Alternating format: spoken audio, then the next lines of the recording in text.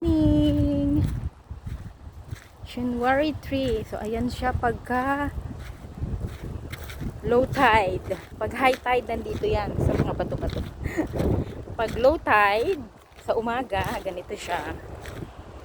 Puro bato. So, kailangan mo talagang magsuot ng Crocs. Ayan siya. So, ganda. So mamaya ang tubig niyan ay medyo high na siya, nandito na siya sa mga bato.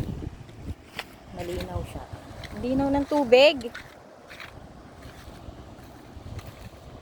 See, ang linaw ng tubig.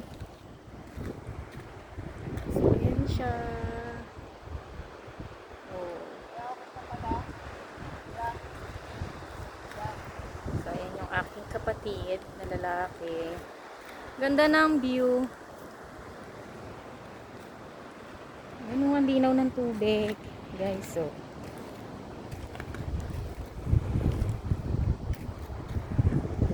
may tulay. Punta tayo doon sa tulay. Punta tayo sa tulay. Sa tulay.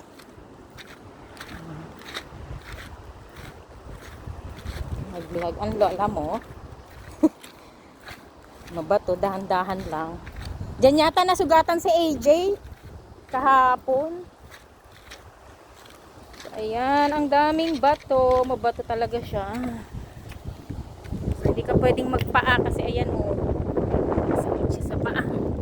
So, kailangan talaga may chinelas ka or Crocs na medyo makapal-kapal. Tapos ng hangin.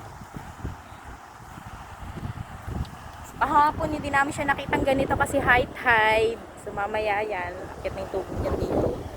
So, hindi namin makita itong tulay na to. So, ito yung aming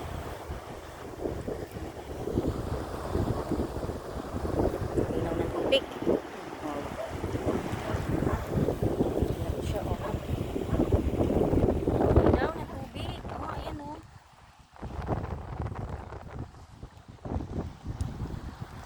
Ang lakas ng hangin. Madulas. Madulas, no? Madulas siya, oh. Madulas. Sikat na ang araw. Ayan na siya.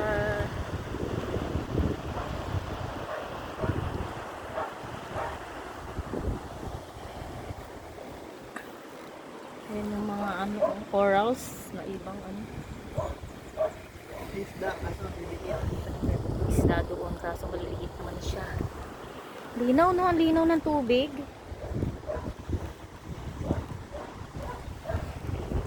Saan yung nakita ni AJ na may ano, sea urchin? Ano yun? Ano yun, boy? Ayun, oh. Ay, oo. Kala ko, ano yun? Parang may mata. Parang siyang, asan? Ang alin? Linaw, oh, ng tubig, oh. Isang alo. Windy, cloudy. Kaya, lifeguard. Yan. Nagbabantay. Mamaya meron lang nag-jet ski dyan. Linaw ng tubig, no?